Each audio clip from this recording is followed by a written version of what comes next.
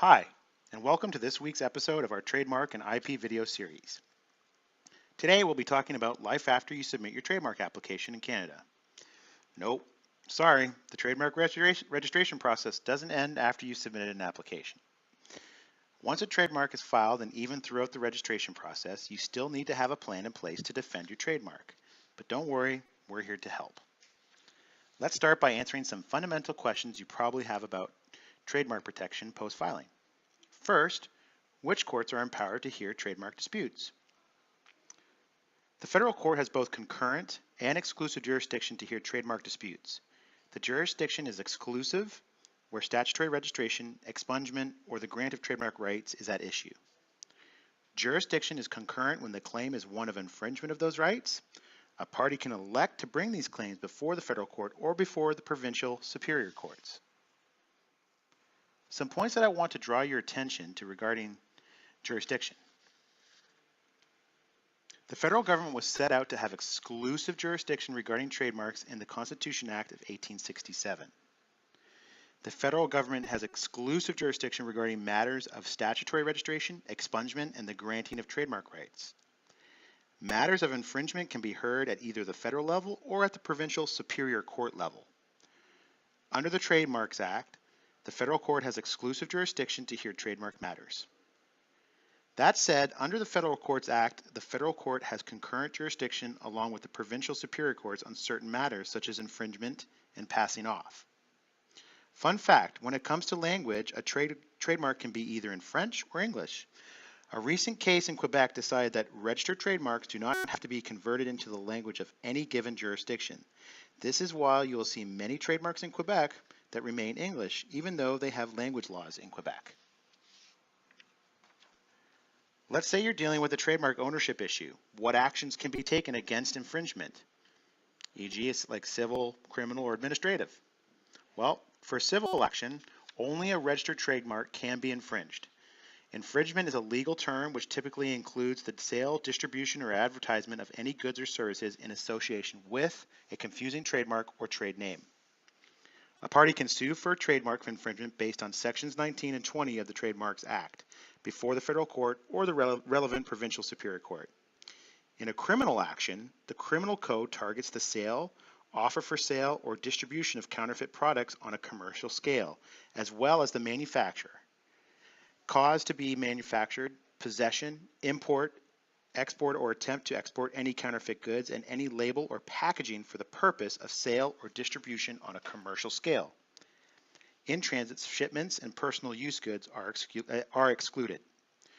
What are the penalties for criminal trademark infringement offenses? Well, currently a fine up to Canadian dollars 1 million and up to 5 years in prison for an indictment, and $25,000 fine and up to 6 months in prison for a summary conviction offense. What remedies are available to owners of infringed marks? Are punitive damages allowed? The owner of an infringed mark may seek injunctions, permanent injunctions, damages, an accounting of profits, or the destruction of disposition of any offending goods, packaging labels, and advertising material, and any equipment used to produce the goods, packaging labels, or advertising material. Punitive damages and exemplary damage may be awarded in exceptional circumstances. The successful party is typically entitled to an award of costs. What customs enforcement measures are available to halt the import or export of infringing goods? Canada has adopted a new request for assistance regime to halt the import or export of counterfeit goods, whereby the owner of registered marks may register these rights with the Canada Border Services Agency, or known as CBSA. The CBSA may then detain goods for 5 to 10 days and exchange information with trademark owners, allowing them to take civil action to extend the detention period. Brand owners will bear the cost of detention. There is no summary procedure allowing for the destruction of counterfeit goods. What rules and procedures govern the assignment of trademark rights? Must an assignment be recorded to have legal effect? Well, currently, there are no specific rules or procedures governing the assignment of a trademark rights. A trademark, whether it's registered or unregistered, is transferable either in connection with or separately from the goodwill of the business, and in respect of either all or some of the goods or services in association with which it has been used. There is no requirement that an assignment be recorded to have legal effect. An assignment may be recorded against a registration with SIPO, but the assignment need only be signed by the assignor. There is no requirement for notarization. There is an official recordal fee of $100 Canadian per mark. What rules and procedures govern trademark licensing? The Trademarks Act governs the licensing of trademarks. A license may be written or unwritten and may relate to both registered and unregistered marks. There is no provision to record a license against registered marks. However, the Canadian Intellectual Property Office will permit the placement of licensing agreements on the files of trademarks that have been licensed, and a note to that effect will be entered on the register.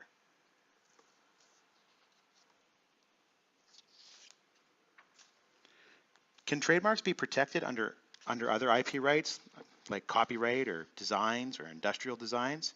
It is possible to protect a design mark via copyright, where the conditions set out in the Copyright Act have been met. Generally an original artistic work authored by a citizen, subject or resident of a Berne Convention country. It is also possible to protect a trademark via industrial design, to protect the visual features of shape, configuration, pattern, or ornament, or any combination of these features applied to a finished article. So what else? Who governs the protection of trademarks, online and domain names? Well, currently the Canadian Internet Registration Authority, CIRA, manages the .ca internet domain on behalf of all Canadians. CIRA's dispute resolution policy provides a mechanism for arbitration for individuals and businesses which meet CIRA's Canadian presence requirements. It is also possible to seek relief from federal court or the provincial superior courts based on passing off infringement and depreciation of goodwill of existing trademarks.